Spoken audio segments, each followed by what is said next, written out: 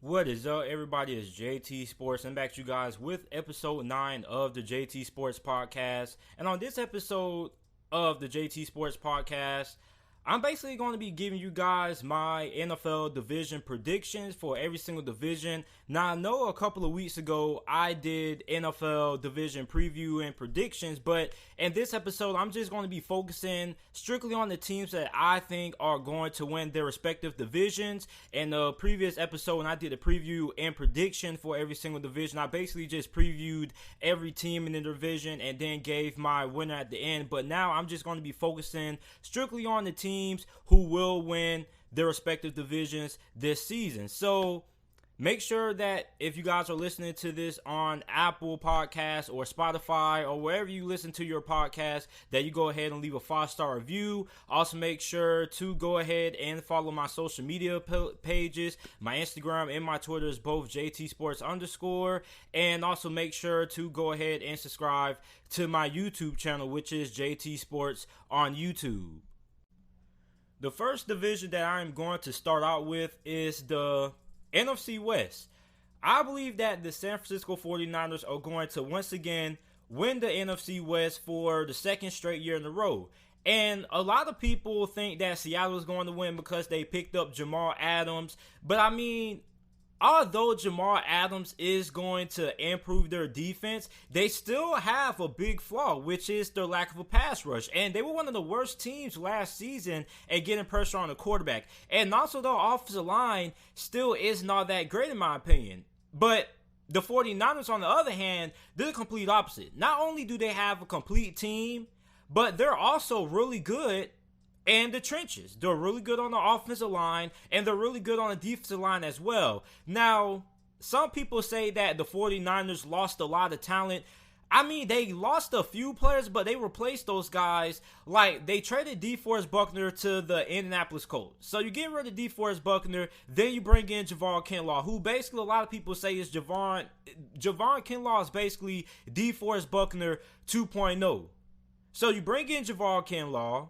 Then you still have Nick Bosa, you still have Dee Ford, you still have Arik Armstead, you still have a very good group of linebackers, Quan Alexander, Fred Warner, you still got Richard Sherman at the cornerback position. So, I mean, look, this 49ers defense is still going to be one of the best defenses in the NFL, and they're still going to be really good at getting pressure on the quarterback. Now, offensively, I think that they probably will be a top 12 or a top 10 offense. I think a lot of people give this 49ers offense some unnecessary hate because of Jimmy Garoppolo. Like, a lot of people keep saying that Jimmy Garoppolo is not a good quarterback, like he's average and things like that. And here's my argument with that.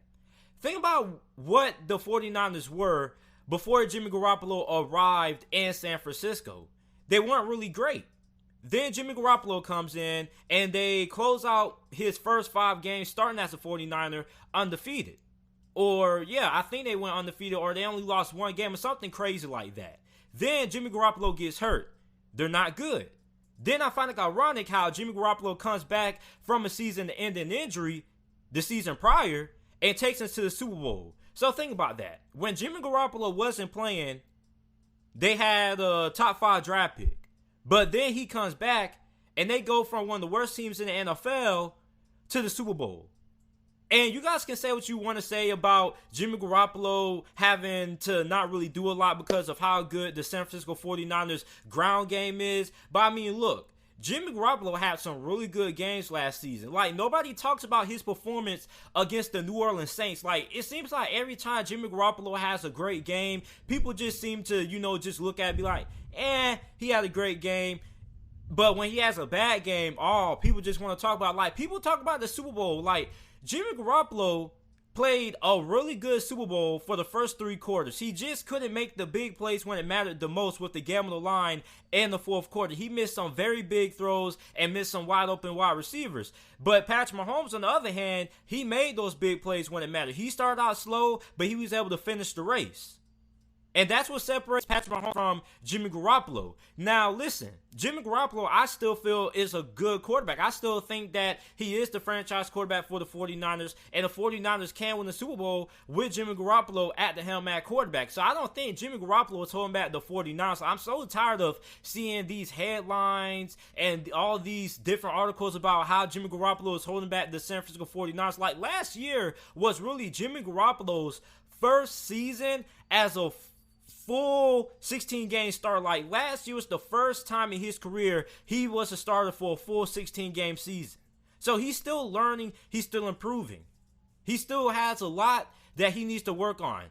And it's not too late for him. Like, he can still improve. He can still develop. Like, a lot of people already have this closed narrative on Jimmy Garoppolo. Like, he's basically reached his ceiling. Like, Jimmy Garoppolo has potential to be a top 10 quarterback in the NFL. And the 49ers believe in him. That's why they gave him that big long-term contract extension. So, I mean, the fact that people keep saying that Jimmy Garoppolo is holding back the 49ers makes no sense to me. Then you look at the offensive line. So, you lost Joe Staley to retirement. So, who do you bring in to replace him? You bring in Trent Williams in the trade with the Washington football team. So, I mean, this 49ers offensive line is still going to be good. This is a 49ers team that should win this division because, listen, when you look at Seattle, look, Seattle's going to be competitive. They're going to be able to compete for this division.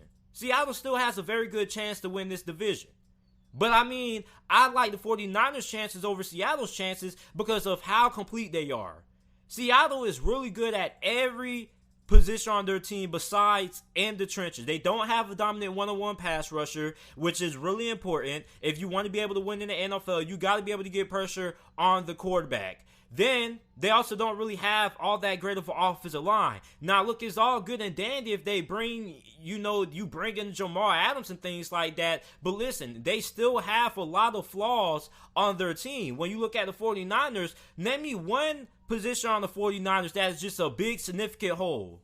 Like, it's just a gaping hole. You can't really name one. The 49ers have the most complete team in this division. They also have one of the best coaching staffs in the NFL. You got Kyle Shanahan, one of the best play callers in the NFL. You got Robert Saleh, who this most likely is going to be his last year as the defensive coordinator for the San Francisco 49ers, because after this season is up, he's most likely going to end up being the NFL head coach. So this is a 49ers team that I believe should be able to repeat and win the NFC West once again. Like, I know a lot of people like to throw in Seattle, especially with the fact that they brought in Jamal Adams. But listen, Jamal Adams, is he going to improve that defense? Yes. But they still aren't really good rushing the quarterback. They still aren't really good at protecting Russell Wilson. So look, I don't really think Seattle is going to win this division once again over the 49ers. Then a lot of people want to talk about how the 49ers are going to have a Super Bowl hangover. Listen, the Super Bowl hangover is real, but I think the 49ers have a good coaching staff and have a good enough roster that they're going to be able to overcome that Super Bowl hangover. Like, the wide receiver position, like, Brandon Ayuk, I think is most likely going to end up being one of the best rookie wide receivers this upcoming season. They trade up to get this guy. I really like Brandon Ayuk. I feel he was really overrated. I feel he was really underrated. I almost said overrated. I meant to say underrated coming out of Arizona State. Then you're also going to have Jalen Hurd. You also got George Kittle. Then they just picked up Jordan Reed. So, I mean, look, you got Jordan Reed and George Kittle. Like, if Jordan Reed can stay healthy for just at least 12 games, that's going to be a very good 1-2 punch and a very good tight end combination. Jordan Reed, when he's healthy and he's on the field, and he's not, getting taken out of the game due to concussions and things like that, Jordan Reed is one of the 5 best tight ends, top 10 best tight ends in the NFL. But the reason why we haven't been able to see that is because he's not able to stay healthy. So look, the 49ers are going to win the NFC West. And, a lot of people are going to say you're sleeping on Seattle like always. I'm not sleeping on Seattle. Seattle is one of those teams that they address every position besides the ones that needs to be addressed the most. And the positions that need to be addressed the most is the offensive line and the defensive line. The defensive line is not really good at getting pressure on the quarterback. I think Seattle only had 28 total sacks last season, which was amongst the worst and bottom in the NFL last season. So, I mean, look, The 49ers are the most complete team in the division. They have a really good coaching staff. They're really good on both sides of the football. And a lot of people, everybody's just so intrigued about what people have at the skill position. Who's playing quarterback? Who's playing wide receiver? Who's playing cornerback? But a lot of people need to understand that football is still a game that is won and lost in the trenches. The teams that make it far in the playoffs are the teams that have the best coaching staffs and the best offensive lines and the best defensive lines. That's why the 49ers were so dominant this season. Every team that made it to the conference championship game, they all had very good offensive lines, like the Green Bay Packers, the 49ers, the Kansas City Chiefs, the Tennessee Titans. So I think that the 49ers, with how good they are up front, having so much depth on their team, still having basically the same team they had last season, I think they were probably going to end up winning this division once again. I think Seattle could get them a run for their money. I'm not really all that sold on the LA Rams this year. I think the Rams are just too much of a mystery. Then Arizona could be a playoff team, but it's still a lot to be determined about the Arizona Cardinals. So I have the 49ers winning the NFC West. That's my final prediction. You guys let me know, because I know a lot of you guys are going to be a little bit, upset, and that's expected. When I'm doing these kind of videos, I'm not really going to be that upset about that. I know a lot of people are going to have their different opinions and things like that, but I do think with the 49ers being as a complete team as they are, they should be able to win this division pretty handily. The Tampa Bay Buccaneers, I believe, are going to win the NFC South. And for some reason, people keep saying that the Buccaneers are overrated. And it doesn't really make a lot of sense to me. People keep saying that Tom Brady isn't enough to get the Buccaneers to the playoffs. And they won't even come close to winning the NFC South over the Saints. And that logic just really confuses me. Because here's why. You have a quarterback in Jameis Winston. And I love Jameis Winston. If you are a subscriber to the channel and have been listening to me for over the last 2 years, you would know that Jameis Winston not only is my favorite NFL player, but he is my favorite NFL player of all time. I have 2 Jameis Winston jerseys in my closet. But he turned the ball over at an alarming rate. He had over 30 total turnovers last season. And if you mean to tell me that Tom Brady isn't going to be an upgrade over a guy who turned the ball over 30 times in one season, then I don't really know what to tell you, because here's why. Tom Brady at the helm at quarterback not only just improves the offense, but he improves the defense. You want to know why? Because how many times did we see Tampa Bay's defense get a big stop, and then 20 seconds later they were back on the field because Jameis Winston turned the ball over, threw an interception? So if you mean to tell me that Tom Brady isn't an upgrade over Jameis Winston, then I just don't really know what to tell you. I can't really argue with that kind of thinking, because Tom Brady, not only is he one of the greatest quarterbacks of all time, but he's one of the smartest quarterbacks of all time. And a big reason why Tampa Bay didn't make it to the playoffs last year was because Jameis Winston turned the football over. Now, I know a lot of people are going to make the argument and say that Jameis Winston didn't have a running game, he didn't have a good offensive line, and those arguments, I believe, are true. But at the end of the day, there is no excuse for throwing 30 interceptions in one season and turning the football over the way Jameis Winston turned the football over. I don't care if you have a bad offensive line and no run game. That is inexcusable. Inexcusable. It's no reason, no logic to clean up those 30 interceptions. Now, I know that his wide receivers had a couple of tip passes that got picked off and things like that, but still, Jameis Winston still was turning the football over at an alarming rate. So now you bring in a quarterback like a Tom Brady, who you don't have to worry about all those turnovers. You got a quarterback who's smart with the football. He's going to improve the offense. And he's also going to help out the defense, because now the defense doesn't have to, worry about getting a stop and then immediately coming back on the field 2 plays later because of a turnover on offense. Then you got to look at this defense. I believe that the Buccaneers are going to have a top 10 defense.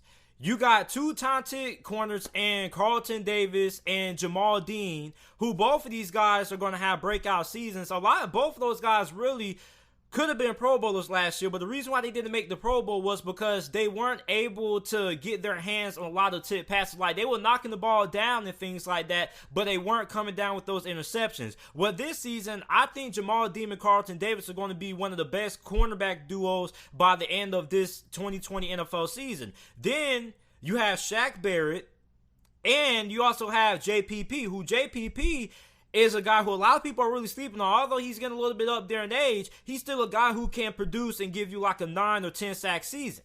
Then you got Vita Vea. So, I mean, you got a lot of talent on that defensive line. That defensive line is really good against the run. And you also got 2 very good pass rushers coming off the edge. Then you got Devin White, who was one of the best rookie linebackers last season. For some reason, some people will say that Devin White sucks because he had a low Pro Football Focus grade. And that really doesn't make a lot of sense to me. That's why you really can't go off Pro Football Focus, because their grading system is really weird to me. Because when I saw Devin White, I saw a guy who was way better than that 50 whatever grade he got by Pro Football Focus. I saw a guy that was constantly making plays, not only in stopping the run, but also making plays in the passing game. So it really does, the fact that he was graded so low by Pro Football Focus, that doesn't really make a lot of sense to me. Then you got Lavonte David. Lavonte David really emerged as one of the 5 best linebackers in the NFL last season. I'm not finna debate anybody about that. That's my opinion, and I'm staying strong with that opinion. Lavonte David's a top 5 linebacker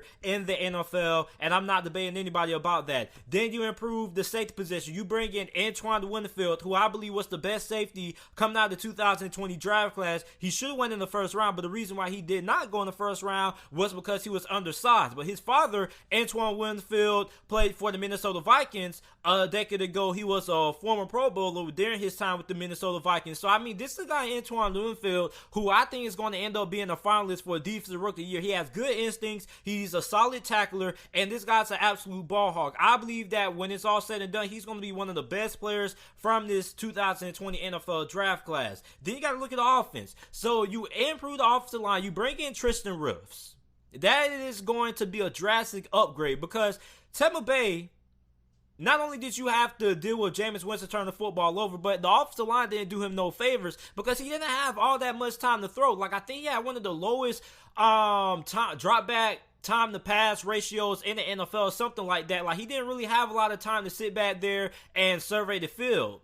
So you improve the offensive line, you bring in Tristan Wirfs. Now, we already know about how good this wide receiver position is. You got Chris Godwin and Mike Evans. That is debatably the best 1-2 punch at the wide receiver position. Now, a lot of people can make the argument and say that Jarvis Landry, Odell Beckham, but I mean, look, you can make the debate and say that Jarvis Landry and Odell Beckham are the best wide receiver duo in the NFL, but you can also make the argument and say that Mike Evans and Chris Godwin are the best wide receiver duo in the NFL. And also a wide receiver that a lot of people aren't talking about with the Tampa Bay Buccaneers team is rookie Tyler Johnson out of Minnesota. I think Tyler Johnson could be another good third option in his passing game if the Buccaneers do choose to run some 3 wide receiver sets and put Tyler Johnson in the slot. I think he could be a really good target as well. Don't sleep on Tyler Johnson. Then you also got the best tight end position in all of the NFL. You got Cameron Brate, you got O.J. Howard, and you got Rock Gronkowski. Now, one thing that I want to see out of this Buccaneers offense, I want to see them line out O.J. Howard a lot more, because, like, O.J. Howard is like he has potential to be really good. Like, he had like a Pro Bowl caliber season a few years back, but it got derailed due to an injury. But O.J. Howard, I feel like Tampa Bay should line him out wide a little bit more than what they did last season. Like, he is a matchup nightmare. Like, he's too big for safeties to cover, and he's too fast for a linebacker to cover. So line this man out more out wide. But when you look at the NFC South in general, like, the Tampa Bay Buccaneers are just the better team all around. Like, no team in this division has the talent that Tampa Bay has. Now, give it, New Orleans is really talented, and the Atlanta Falcons are also really talented, but we don't know about the Atlanta Falcons defense, and we don't really know about their coaching staff. Like, their coaching situation is a little bit shaky. Then the offensive line was a little bit rough last year as well. Then you got to talk about the New Orleans Saints. The New Orleans Saints, like, they're still going to be good, but at the end of the day, this is a Tampa Bay Buccaneers team that is far superior than every team in this division besides the New Orleans Saints. The New Orleans Saints are pretty up there, but the Atlanta Falcons and don't really know. So, I mean, for the fact that people think that Tampa Bay is not going to win the division is really weird to me. Like, I don't know if people are Tom Brady haters or people just haven't been watching football for the last couple of seasons or in watching Tampa Bay play. I don't know if a lot of you guys watched what Tampa Bay did last season, because look, Jameis Winston really costed the Tampa Bay Buccaneers a couple of games, and this is coming from a Jameis Winston fan. I am a diehard Jameis Winston fan. I just said earlier that I have 2 Jameis Winston jerseys in my closet, but that doesn't excuse the fact that he was a pretty big reason why the Buccaneers didn't make it to the playoffs last year. Now, given the offensive line wasn't all that great and the run game wasn't all that great, and that leads to my next one. I think Tampa Bay is going to be a lot better running the football this season than what they have been in the past. Now, they're still high on Ronald Jones. Ronald Jones has just been announced RB1 by Bruce Arians, so I'm really interested to see how they get Ronald Jones involved. And I mean, like, I think Ronald Jones needs a little bit more touches than what he got last season. Like, I think they need to make him the focal point of the offense. You also bring in LaShawn McCoy as well. Then you also got Keyshawn Vaughn. So, I mean, this is a Tampa Bay Buccaneers team that is the most talented team in this division. They have a good coaching staff. I like their defensive coordinator. I really like offensive coordinator Byron Leftwich. I'm really interested to see what him and Tom Brady are going to do this season, what they're going to cook up. So, I mean, I'm going with Tampa Bay to win the division. Now, I know a lot of people are probably going to say the Saints, JT, the Saints. But, I mean, it's weird. Like, a lot of people keep saying the Buccaneers are unproven. How the hell are the Tampa Bay Buccaneers unproven? Tom Brady is a 6-time Super Bowl freaking champion. Like, how are the Tampa Bay Buccaneers unfreaking proven? Like, Bruce Arians is the quarterback whisperer for crying out loud. He's where Peyton Manning, Andrew Luck, Ben Roethlisberger. So, like, how the hell are the Tampa Bay Buccaneers unproven? Like, why do people say that? Like, they're unproven. They haven't proven anything, JT. What? Tom Brady is a 6-time Super Bowl champion. What do you mean he's unproven? He's won the Super Bowl 6 freaking times. More than any quarterback in NFL history. How is he unproven? I don't really know what people are talking about this Tampa Bay Buccaneers team, man. Like, it seems like people are just trying to hate on Tampa Bay just because they just don't want Tampa Bay to win the division. Like, people have a hard time accepting the fact that not every bad team is going to be bad for the rest of NFL existence. Like, bad teams can improve too and become good teams. Average teams can become great teams. So, I mean, not every team is going to be the same. A team that might have been great last season may be bad this season. The NFL is constantly changing. We got to get out of this mindset that bad teams are going to forever be bad teams and good teams are going to forever be good teams. Every team can have, a different season. Every NFL season is different. So let's get out of this narrative that Tampa Bay is going to suck this season and that they're overrated just because they've been bad for like the past decade or so. It's a new season. This is a really good team. A lot of people keep overthinking this Tom Brady thing, man. Like, it's not that hard. Even if he does decline, he's not going to decline to the fact that he's, you just can't start him. He's still going to be serviceable. So, I mean, I don't know about you guys, but I'm taking Tampa Bay to win the NFC South. I'm not really going to debate anybody in the comment section there. Like, I'm taking Tampa Bay to win the NFC South. NFC South, excuse me. I don't know how they're unproven. That doesn't really make a lot of sense to me. So, when I did my NFC North preview and prediction, and I chose the Green Bay Packers to win the NFC North, again, a lot of people got mad and said that I'm just like the rest of the national media. I'm overrating Green Bay, and Green Bay lost a lot of talent, and I'm just overrating them. And it's mostly Lions fans who say this because Lions fans have like the thing in the mindset that the media, the national media is against them and things like that, and nobody is giving them a shot. And here's the thing. If you are a franchise who doesn't really have a lot of success and you don't really win a lot of games, of course, people are going to be hesitant to say that you're going to, win your division. But I'm not a guy who has any kind of bias. I do this unbiased. Like, I don't have no hate towards any team. So, I mean, the fact that people keep saying, like, I just don't like the Lions and I'm just, a Green Bay Packer lover, like, that doesn't make no sense to me. Like, if I feel a team is going to be good, a team is going to be good. I'm going to put some respect on your name, but if I feel like you're not going to be all that great, then you're just simply not going to be all that great. Like, I don't have no kind of vendetta against any team in the NFL. So, I mean, the fact that people always say, like, you're overrating the Packers, you're sleeping on the Lions, like, no, I'm not. Like, if I don't feel the Lions are going to win the division, I just don't feel the Lions are going to win the division. Like, it's no hate. That's just my opinion. And I think the Lions do have a pretty fair chance to win this division. If it was a team that I had to choose to win the NFC North, other than the Green Bay Packers, it would be the Detroit Lions. But all in all, I'm still going with the Green Bay Packers to win the division because I don't trust Matt Patricia as the head coach for the Detroit Lions. Now, when you look at Green Bay hasn't really lost that much. Their biggest loss was losing offensive tackle Brian Bulaga, who signed with the LA Chargers. That was it. Now, he was pretty solid, but he was really inconsistent last year. His play was a little bit up and down, in my opinion. So you lose Brian Bulaga, then you lose Blake Martinez. A lot of people who just look at who Green Bay lost keep saying that Blake Martinez is going to be an instrumental loss to that Green Bay Packers defense. No, he's not. Green Bay picked up Christian Kirksey to replace Blake Martinez. If Christian Kirksey is able to stay healthy and he plays every single game this upcoming season, he's going to be a Pro Bowler. He's going to be an upgrade from Blake Martinez because, look, Blake Martinez, if we were still living in the 80s and football was still being played in the 80s, 90s, and the early 2000s, Blake Martinez would be one of the best middle linebackers in the NFL. But as of right now, he's only an average linebacker in the NFL because he's only good against the run. He's not good against the pass. And in this day and age of the NFL, with all these fast tight ends coming into the NFL, you got to have a middle linebacker that's able to cover and pass coverage. Being good against the run doesn't get you diddly squat in this day and age of the NFL. If you're not good against stopping the run and you can't cover, then you're pretty much SOL because you got to be able to do both of those things at a pretty high level. Now, Blake Martinez, is he elite at stopping the run? Yes, he is. He is a good throwback traditional linebacker, but in this day and age of the NFL, Blake Martinez going to the New York Giants in free agency isn't going to be that big of a loss for the Green Bay Packers because Christian Kirksey is a better linebacker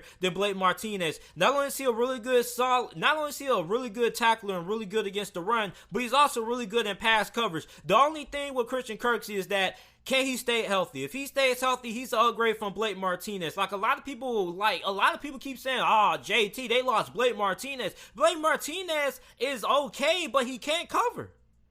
He can't cover in this day and age in the NFL. Ask a team which one would they prefer. Would they prefer a linebacker that can stop the pass and isn't great against the run? Or would they rather prefer a linebacker that's great against the run but can't cover?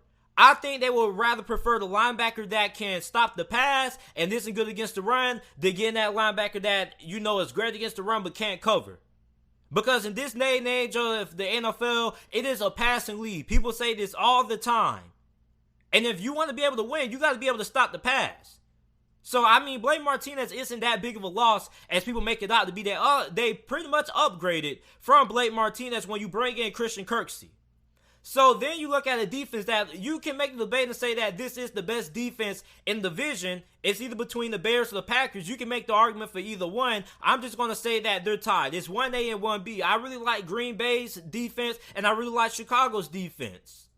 But when you look at Green Bay, you also got to look at what they're able to do in the secondary. Okay, you got Jaire Alexander, Jaire Alexander is becoming one of the best young corners in the NFL. He could be a top 10 cornerback or a top 5 cornerback by the end of this upcoming season.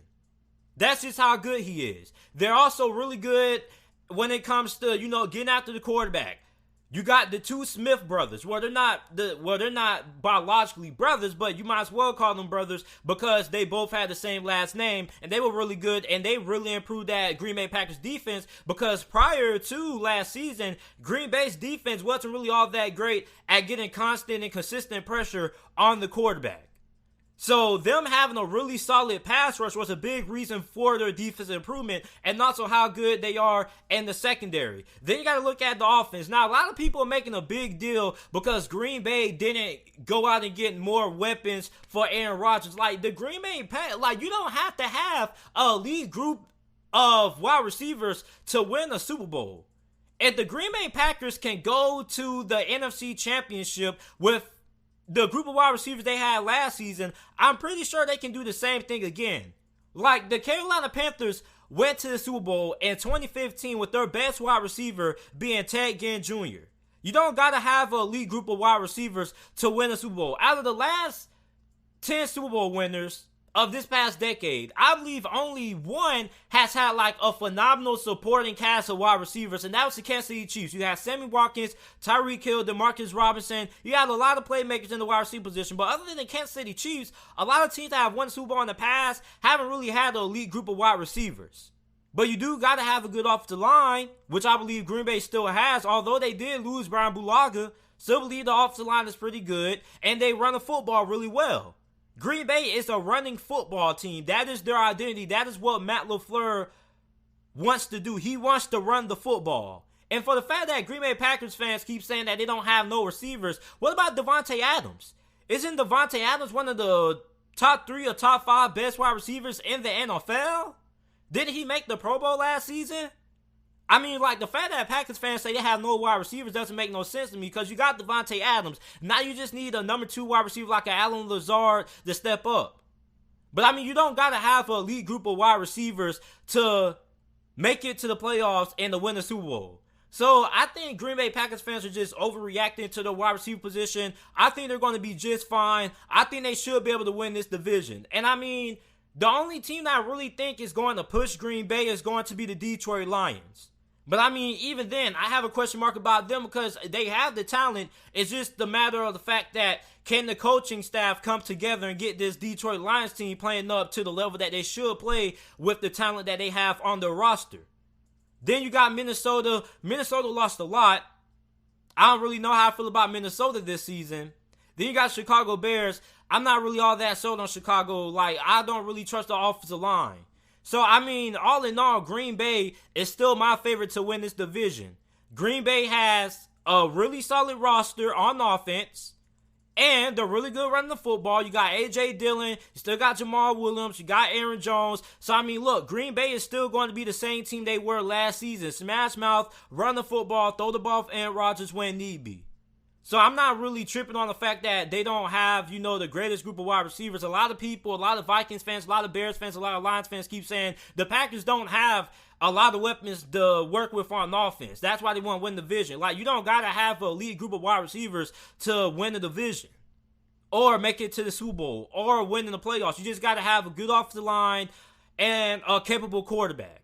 So the narrative that people say that the Green Bay Packers aren't going to win the division because they don't have enough talent on offense to work with, that's false. You got Aaron Jones, you got Davante Adams, you got Aaron Rodgers, and you got a pretty solid offensive line. That's all you need. Green Bay is going to win this division. I'm 90% sure that Green Bay will once again win the NFC North. And if there was another team that had to choose to win this division other than Green Bay, it probably would be the Detroit Lions with the talent that they have. So I'm choosing Green Bay to win the division.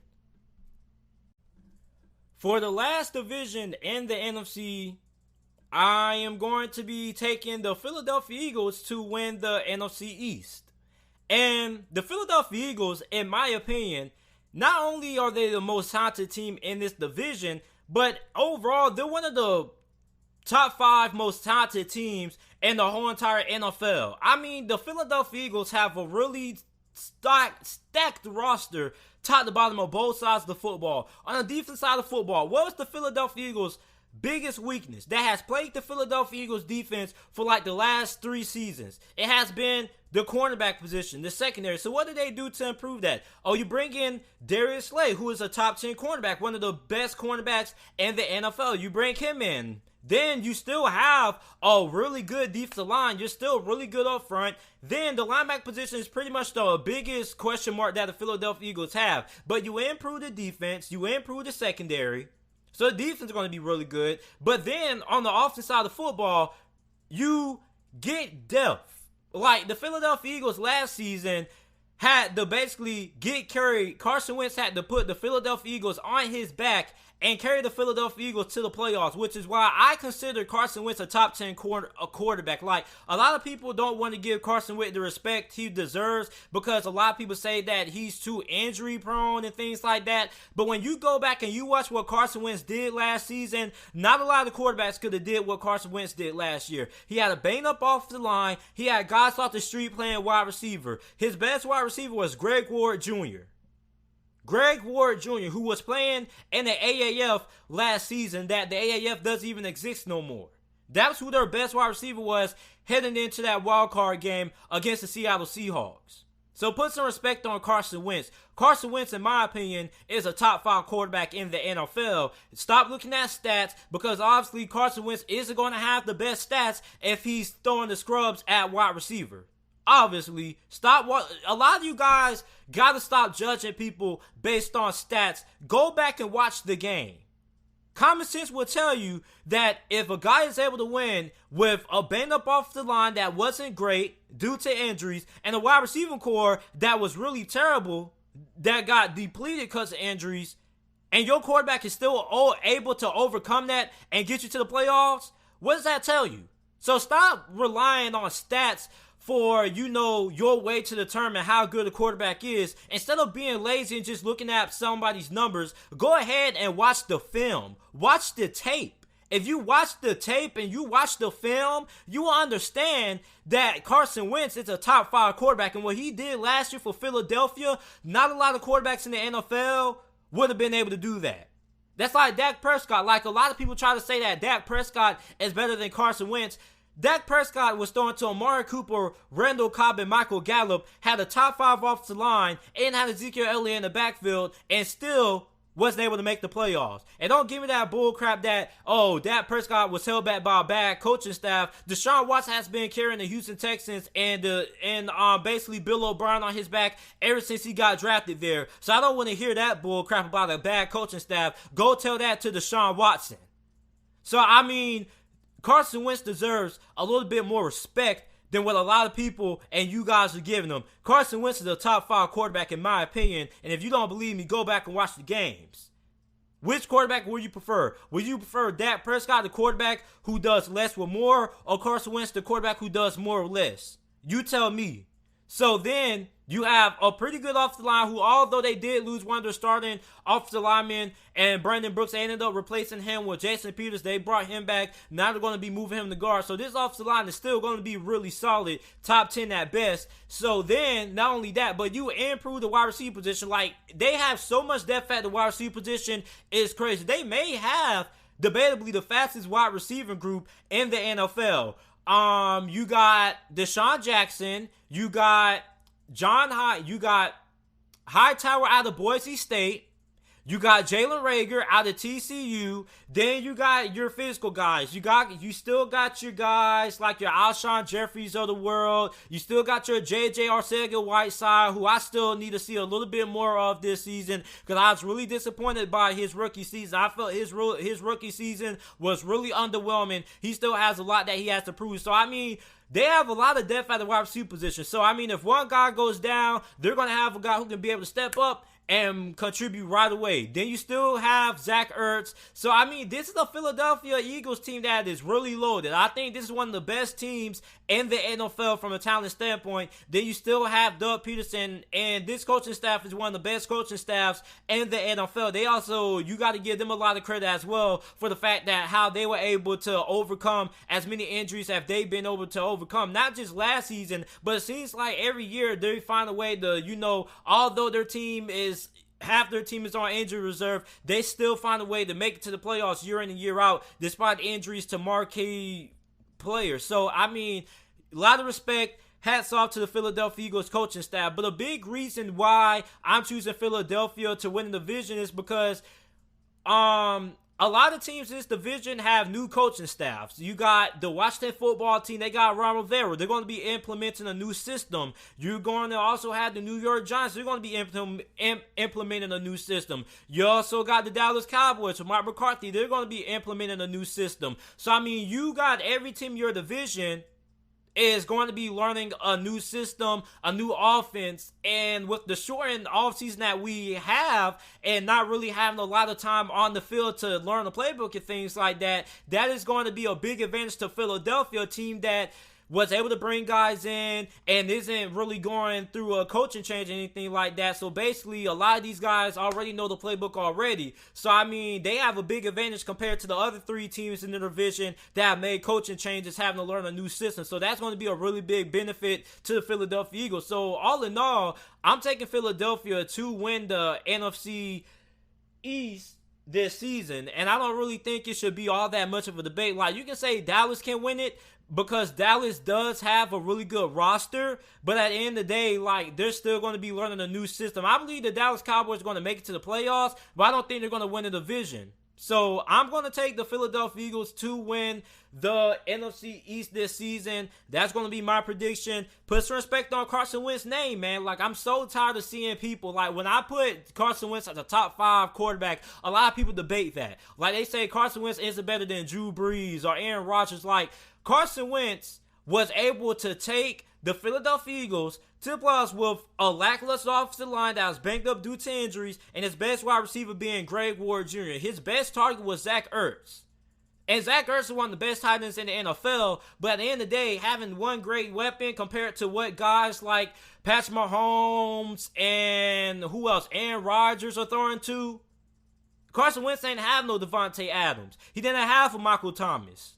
So the guys who you guys consider top 10 quarterbacks had more talent to work with than what Carson Wentz had to work with. So put some respect on Carson Wentz's name. I'm taking Philadelphia to win this division this upcoming NFL season. The AFC South is a division I think is really between two teams, the Indianapolis Colts and the Tennessee Titans.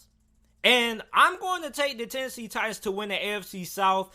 And I think that a lot of people have a big misconception about the Tennessee Titans. A lot of people believe, well, I won't say a lot of people, but some people believe that the Tennessee Titans 2019 season was a fluke. They feel like Tennessee just had an incredible Cinderella run when they were able to make that quarterback change, put in Ryan Tannehill over Marcus Mariota, and they were able to make that Cinderella run, winning out, getting into the playoffs. Then they go in the playoffs wild card weekend, on the road, upset the Patriots in Foxborough. Then the following week, they upset the Baltimore Ravens in the divisional round, which the Baltimore Ravens were the team who everybody was picking to win the Super Bowl before the playoffs even started. Then they knocked them out. Then they lose to the Kansas City Chiefs in the conference championship game. So the Tennessee Titans had a really incredible run in 2019. And I don't think the 2019 season for the Titans was a fluke. Like, I think a lot of people have like a big misconception about that Tennessee Titans team. Like, the Tennessee Titans, one reason that I love watching the Titans is because they are a gritty team. This is a team that every week you can never count out, because Tennessee is one of those teams that embraces being the underdog. They embrace people not giving them a chance to win games against, like, for example, a lot of people didn't give them a chance to beat the New England Patriots. I said that they had a good chance to beat the New England Patriots. I even said that they had a good chance to beat the Baltimore Ravens as well. And a lot of people laughed at me. They said those games weren't going to be close, that they were going to be blowouts, and the games weren't even going to be close. And Ravens fans were getting on my tail saying how I was overrating the Tennessee Titans, blah, blah, blah. Then come around and they got smacked in the mouth. And that's what the Tennessee Titans are. That's why I love the Tennessee Titans so much. Like, the Tennessee Titans, they don't have a lot of Pro Bowl players on their roster. They only have like a few. One of those guys off the top of my head I can think of is Kevin Byard. But other than that, like, they don't really have a lot of big names on their team other than Derrick Henry and A.J. Brown and Kevin Byard, the guys who we all know about. But, I mean, one thing that I love about the Tennessee Titans is that they have identity. And under Mike Vrabel, they have embraced that. They embraced the underdog mentality. If there's one team that I will always bet on, if I have to bet on the underdog, I will always bet on the Tennessee Titans if they are the underdog 75% of the time. Because they are one of the teams that simply just embraces being the underdog role. They just embraced the role, which is why I wasn't shocked that they went on the road and beat the New England Patriots in Foxborough. I wasn't surprised that they went on the road and beat the Baltimore Ravens, because that's just what the Tennessee Titans are. They have an identity, and I think having an identity is really important. When you know what you are, and you know what you're capable of doing, and you know your strengths, and you know your weaknesses, I think that is a very important thing, because a lot of NFL teams don't really know what kind of team they are until about the midway point of the NFL season. And I think that's a really big key factor of why the Tennessee Titans are so successful. Like, last season wasn't the first time the Tennessee Titans were able to, pull off a lot of upsets. Like, the Tennessee Titans have always been a gritty team for like the last 3 seasons. So, the Tennessee Titans, I believe, in 2020, not only are they going to win the division, but I believe that they have a really good chance of winning the Super Bowl. Now, do they have, like, the same odds as the Baltimore Ravens and the 49ers and the Bucs to win the Super Bowl? No, but I think they are a dark horse Super Bowl contender heading into this season. The defensive line, I think, is really good, especially Jeffrey Simmons. Now, for those of you guys who don't know about Jeffrey Simmons is a guy who didn't really get a lot of action because he kind of missed a couple of games. Then he kind of didn't really get the start out, like getting a lot of snaps, because he kind of had to condition himself and things like that and get back into football shape. But boy, in the playoffs, Jeffrey Simmons was an absolute animal. And this season, Jeffrey Simmons is going to become a household name. Jeffrey Simmons, mark my words, is going to be a breakout player this upcoming NFL season. He reminds me so much of Ndamukong Suh, but a little bit more faster. Like, he plays with a certain amount of physicality and attitude, and that just goes with the personality of the whole entire Tennessee Titans team that I was referring to at the start of this video. They're gritty, they're tough, they're physical. I like watching Tennessee play. A lot of people don't like Tennessee playing or like watching the Tennessee Titans play because they're not flashy. But me, I love the way Tennessee plays football. So that defensive line with Jeffrey Simmons, that's going to be something serious. You also got a pretty underrated secondary headlined by Kevin Byard and Adoree Jackson. So the defense is going to be fairly good. Then offensively, well, what is Tennessee going to do offensively? Well, what they did last season. Run the football with Derrick Henry. Play action over the top with Ryan Tannehill to A.J. Brown. You also got Corey Davis as well. So, I mean, look, I really think that a lot of people are really sleeping on the Tennessee Titans. Like, a lot of people keep saying the Colts are going to win the division. Listen, the Colts have a really good team themselves. I think the Colts will make it to the playoffs, but I'm not choosing them to win this division. Like, listen, Phillip Rivers didn't really look all that great versus the LA Chargers. I think Phillip Rivers is starting to regress. Now, I know a lot of people are going to say, oh, JT, he's with Frank Reich. Frank Reich and Phillip Rivers have a lot of, history with each other and things like that. They have a good offensive line and things like that. I understand that, but I still believe that the Tennessee Titans are a better team than the Indianapolis Colts. Well, yeah. So, I mean, I'm choosing the Titans to win this division. This division isn't really going to be all that hard. It's really just a 2-team race. And the Jacksonville Jaguars, everybody's expecting them to be the team that tanks for Trevor Lawrence. I don't think they're going to necessarily tank for Trevor Lawrence, but I don't think they're going to be all that great. The Houston Texans, I think this is finally the year that they finally get exposed, and might be the year that Deshaun Watson may not be able to carry the Houston Texans on his back this season like he has been able to do in the past, because the reason why Houston has dominated this division the way they have over the last few seasons has been because it really hasn't been a lot of competition. The Colts were down last season once Andrew Luck retired. Then you also have the Jacksonville Jaguars, who, aside from making it to the AFC Championship game in 2017, have pretty much been irrelevant. Then, the Tennessee Titans had kind of been up and down. But, I mean, look, this division now, I think, is as good as it has been over the last few seasons, because now you have the Indianapolis Colts, you had the Tennessee Titans. So, I mean, I think those are probably the two picks. And I wouldn't get mad if a lot of people say that the Colts are going to win the division. You make a good argument for the Colts. You bring in DeForest Buckner. You improve. You basically fill the holes of all the needs that you had. So, I mean, you can make a good argument for the Colts. But I really like the Tennessee Titans, man. Like,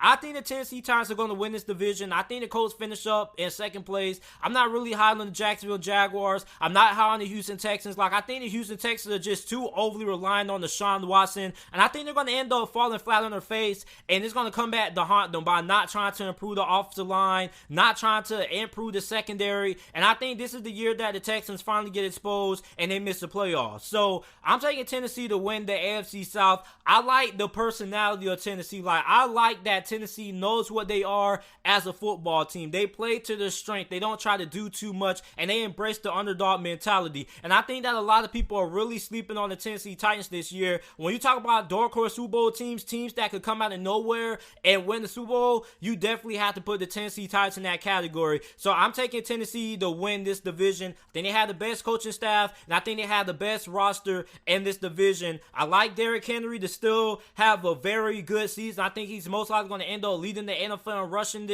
in rushing yards this season. I think Ryan Tannehill, he's going to be able to, step in and produce. The Tennessee Titans don't need Ryan Tannehill to be a top 10 or elite quarterback. They just need Ryan Tannehill to win games and get the job done, which is what he was able to do last season, which is why he was able to get that long-term contract extension. Ryan Tannehill, during his days with Miami, was necessarily never really bad in my opinion. Like, I always looked at Ryan Tannehill as a solid quarterback. So I like Tennessee to win the AFC South this year. That's who I'm choosing to win this division.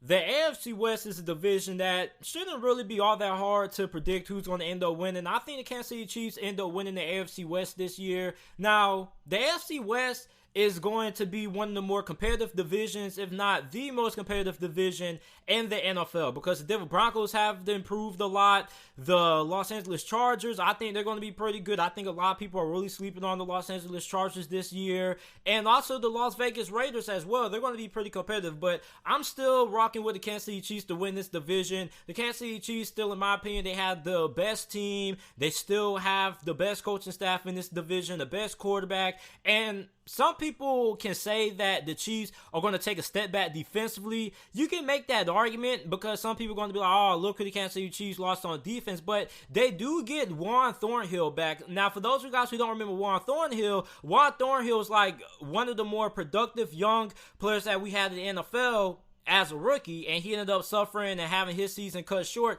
due to an injury. So now he's going to be coming back fully healthy. I think the Kansas City Chiefs, the linebacking core is pretty good. And then up front, you're going to have Frank Clark. You're going to have Chris Jones. So you're going to be able to get after the passer. You still got the Honey Badger, Tyrann Mathieu. So, I mean, you still have a pretty good defense. Now, will this defense be top 10, top 5? Nah, it's not going to be top 5. Would it be top 15?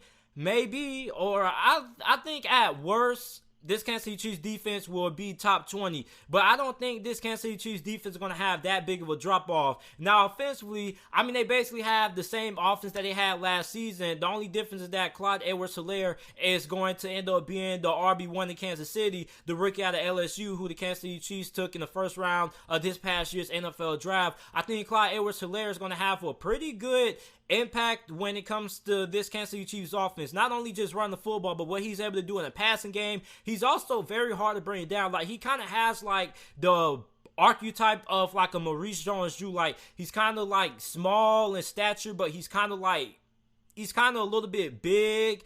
Even though he's undersized, well, I wouldn't say he's undersized. It's not really like a undersized thing for a halfback position. But although he's a little bit short, he's still like very broad, and he's kind of big for his size as well. So I think that he reminds me a lot of Maurice Jones-Drew. I think he may be a better pass catcher out of the backfield than Maurice Jones-Drew. But I mean, that's who Clyde Edwards-Helaire reminds me a lot of, because when you get in the open field, it's really hard to bring down Clyde Edwards-Helaire, man. He's like kind of like he's like really stoutly built, man. Like, although he's kind of short, he's not really that tall. Like, he's kind of bulky, man. So he's really hard to bring down in the open field. So Clyde Edwards-Helaire, man, I think he could be a candidate in the finalists for Offensive Rookie of the Year this year. Then you still have one of the best wide receiving cores in the NFL. You got Tyreek Hill. You got Mecole Hardman, who a lot of people feel can have a breakout year. You got Sammy Watkins. You got Demarcus Robinson. You got Travis Kelce, who is probably the best tight end in the NFL. You still have a pretty solid offensive line. The offensive line may be a little bit of a concern. That's where a lot of the concern lies with this Kansas City Chiefs offense.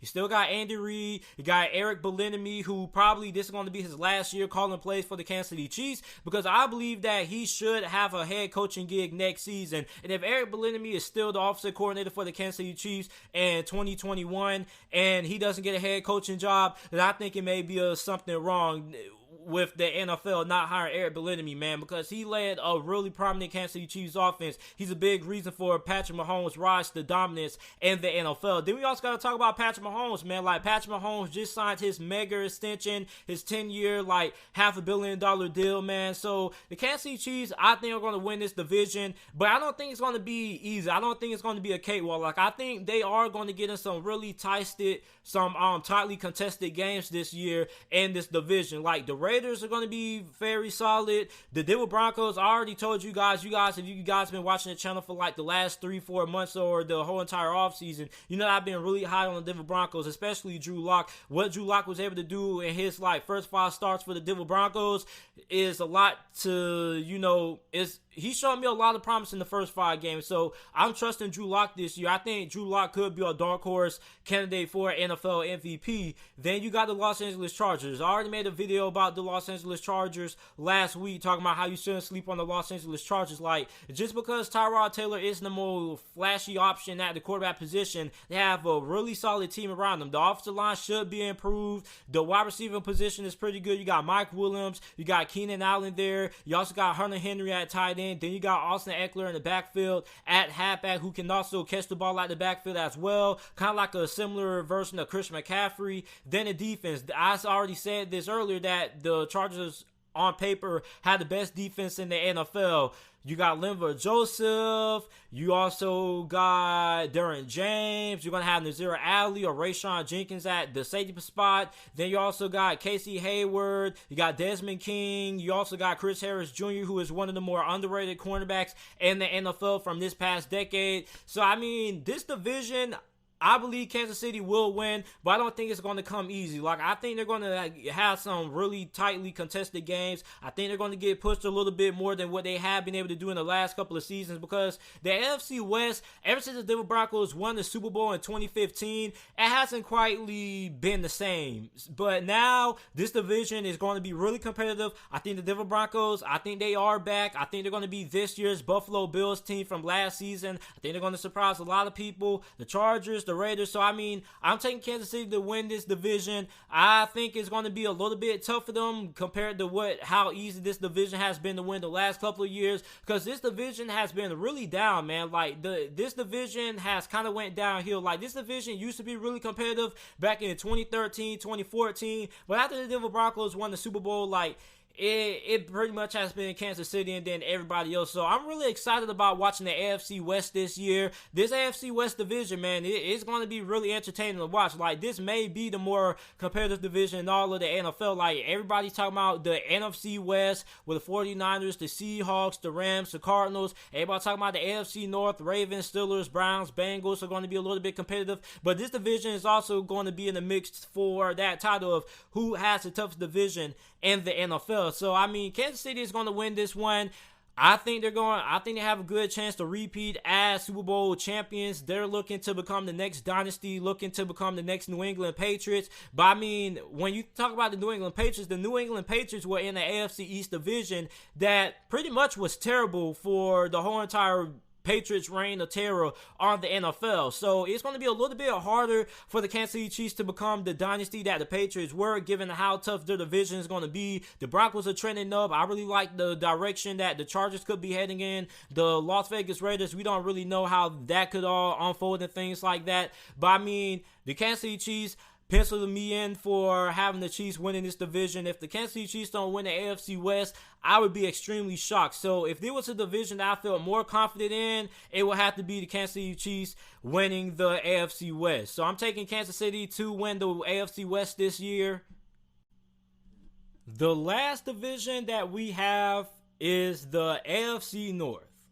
For the AFC North, I'm picking the Baltimore Ravens to win the division. As much as it pains me to do that as a Pittsburgh Steelers fan, I'm not biased. If you guys been watching this channel for going on 2 years, you will know that I pride this channel on making unbiased takes. And even though I'm a Steelers fan and I don't like the Ravens, I have to show them respect and I have to be honest. I believe that the Ravens will win the AFC North this year. The Baltimore Ravens, they got better. Now, they lost Marshall Yanda, which is going to be a pretty solid loss because Marshall Yanda is not only a future Hall of Famer, but he's one of the best to ever play the game. So that's going to be a pretty significant loss. It doesn't matter who ends up stepping in to fill those shoes. You're not going to get the same production at that position that you had with Marshall Yanda. Anytime you lose a future Hall of Famer, you're going to take a little bit of a step back. But the Ravens offensive line is still going to be amongst the best in the NFL. I'm not expecting the Ravens offense to take a step back. I still think the Ravens are going to have one of the best offenses in the NFL.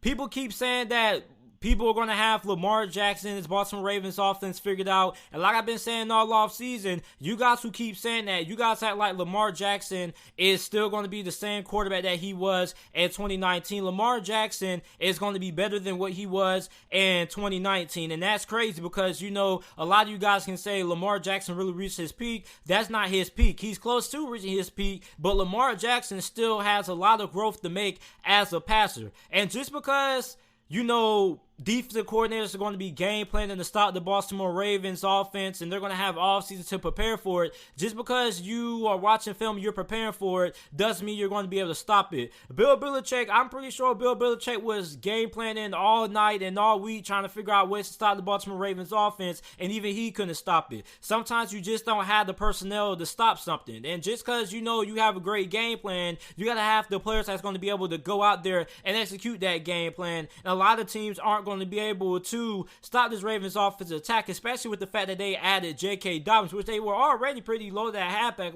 Before they picked up J.K. Dobbins, they had Gus Edwards and you had Justice Hill on top of having Mark Ingram. So you go ahead and you add in J.K. Dobbins there. So now you got a really good rotation there. So you're going to have Mark Ingram, who's also going to beat you down, and you basically got Mark Ingram 2.0 and J.K. Dobbins, who is basically Mark Ingram. He's just a lot younger. So the Ravens are going to be a tough outing for any defense this year. If you want to beat the Baltimore Ravens, you got to not only have a good game plan, you got to set the edge, and you also have to be able to have a lot of depth on your defensive line. You got to be able to constantly be able to rotate guys in and out of the game and keep guys fresh, because you leave guys and you leave your defensive line in the whole entire game against Baltimore, not only are you going to get tired and you're going to get gassed, but you're going to get outmatched and you're going to get out physical, because the Baltimore Ravens are a very physical football team. Then you're going to have Marquise Brown on the outside, who people feel should have a breakout season. A lot of Ravens fans are really excited about what Hollywood Brown can do for them this season. I think he's a guy who could probably have a 1,200, 1,400 yard season, depending on, the production that he has there, and if he's able to stay healthy. And he also played injured as well. So I'm interested to see what Marquise Brown does this year. You got Mark Andrews there. You got rid of Hayden Hurst. And it's basically another mystery to see who's going to step up as the wide receiver 2 in Baltimore. A lot of people are feeling it can be Miles Boykin, but I think it can be anybody who steps up and contributes at that second wide receiver spot for the Ravens this year. So, I don't think the Ravens offense is going to take that much of a step back. And the only reason people, here's the only logical explanation people keep saying to me about the Ravens offense falling off. When I ask people, I'd be like, man, why do you think the Ravens offense is going to take a step back? Man, look at Lamar Jackson, man. Lamar Jackson is going to get injured. He's going to be the next RG3. Lamar Jackson is going on year 3 of his NFL career, and he has yet to miss a single game that he's been a starter friend due to injury. He's never had any nagging injuries. I haven't seen nothing about Lamar Jackson battling any type of injury. Even back to his days in college, he played in basically every single game in college, never had injury problems in college. So I find it ironic how RG3 was injury plagued during his time in Baylor, and then when he came to the NFL, he was injury prone. But yeah, you guys are going to try to say that Lamar Jackson is going to be injury prone, even though he has never missed a single game of football. He's never missed a single game in the NFL as of right now. He's never missed a single game due to injury in college football. So, I mean, I find it crazy how a lot of you guys are going to compare Lamar Jackson to RG3 when RG3 already had injury concerns coming out of the University of Baylor compared to Lamar Jackson being perfectly healthy. Like, that makes no sense to me. But I guess everybody in the comment section on YouTube that thinks Lamar Jackson is going to be injury prone, I guess everybody on YouTube is doctors, and everybody has their doctor's degree, and everybody has a PhD and knowing the human body and things like that. So Lamar Jackson is going to be perfectly fine until Lamar Jackson actually gets injured. That's when I have my concerns. You just can't predict injuries. Like, how are you going to say a guy's going to get injured when they've never had an injury in all their years playing football, but yet all of a sudden they're going to become injury prone? But that's just the explanation people use when it comes to Lamar Jackson. Lamar Jackson, the more he progresses as a passer, the less he's going to be running with the football, because since he'll be so much developed as a passer, he won't have to rely on his legs. Then you got Greg Roman, who is going into his second year as the offensive coordinator for the Baltimore Ravens. So it's going to be interesting to monitor Lamar Jackson's growth and development under Greg Roman as he comes back and returns as the Ravens play caller this year. And on the defense side of the football, I mean, you got even better on the defense side of the ball. Like, I don't think they lost anybody who was going to be like a pretty big loss. You also improve at the linebacker position. You get Patrick Queen, who I felt was who I mocked to go to the Baltimore Ravens. I wasn't surprised. Like, if Patrick Queen was there at the Ravens pick, they were going to go ahead and draft him. So you pick up Patrick Queen, you improve the linebacker position, then you basically trade for Calais Campbell in a one-sided trade with the Jacksonville Jaguars. So now you got Calais Campbell, Matthew Judon if he doesn't get traded. So you also got Jalen Ferguson, who I think will have a breakout year as well. Then you still probably got one of the best secondaries in the NFL. It's either them or the New England Patriots. You got Marlon Humphrey. You got Earl Thomas back there. You also have Chuck Clark as well. You got Marcus Peters, who was an All-Pro as well. So, I mean, this is a Baltimore Ravens team that got better. And I'm not talking about just a tad bit better. I'm talking about significantly better. Like, they're going to be really good up front. And the Steelers, I think the Steelers have a chance to win this division. It just all depends on how things unfold. But I think the Steelers also, you can't count them out. The Browns, I don't really know how I feel about the Browns. Like, the Browns should be a playoff team, but again, we've been saying this about the Browns for the last 2-3 seasons about how the Browns should make it to the playoffs. So, I mean, the Baltimore Ravens are my prediction to win the AFC North. And a lot of people, I don't really think I'm going to get a lot of backlash. Like, I know I'm a Steelers fan. I know some Steelers fans going to be like, man, you're a freaking sellout, man. You're a freaking Steelers fan. And you're going to choose the Baltimore freaking Ravens? Like, come on, bro. Like, I pride this channel on being unbiased. Like, yes, I hate the Ravens and things like that. And I want the Ravens to go 0-16 more than anybody. But again, I'm not a hater. And I'm not going to let my love for my favorite team cloud my judgment. I'm not going to be biased. If the Baltimore Ravens are going to win the division, the Baltimore Ravens are going to win the division. Like, some people just got to understand, like, sometimes teams in the division, like, it's just their time. The Steelers had their time when they were the team to beat in the AFC North for like the last 4 or 5 seasons. Now it's the Baltimore Ravens' turn to be the team to beat. They are the team to beat in the AFC North. Now Pittsburgh's still going to be a really good team. I still love my Steelers. I'm black and gold till I die. I bleed black and gold. And I still want the Steelers to win the AFC North. But if I'm being realistic, I think the Ravens have all the tools to win this division. And I think the Ravens are going to win the division. Now, will the Steelers make the playoffs? Yes, they will. Can the Browns make the playoffs? I think they have a good chance of making it to the playoffs. So, I mean, I'm choosing the Baltimore Ravens to win this division. I think Pittsburgh could play the Baltimore Ravens pretty closely. But I'm still siding with the Ravens. So, let me know what you guys think. And this is it for episode 9 of the JT Sports Podcast. Make sure if you guys are listening to this on Apple or Spotify that you go ahead and you leave a 5-star review on the podcast. Make sure you go ahead and you share this podcast on social media, on Facebook, on Twitter with your friends, family, co-workers, acquaintances, whoever is interested in watching sports. Make sure that you go ahead and share this video. Also, make sure if you're listening to this on the audio version that you go ahead and subscribe to my YouTube channel, which is JT JT Sports. Make sure to follow all my social media platforms. My Instagram, my Twitter is both JT Sports _. And thank you guys for watching and listening.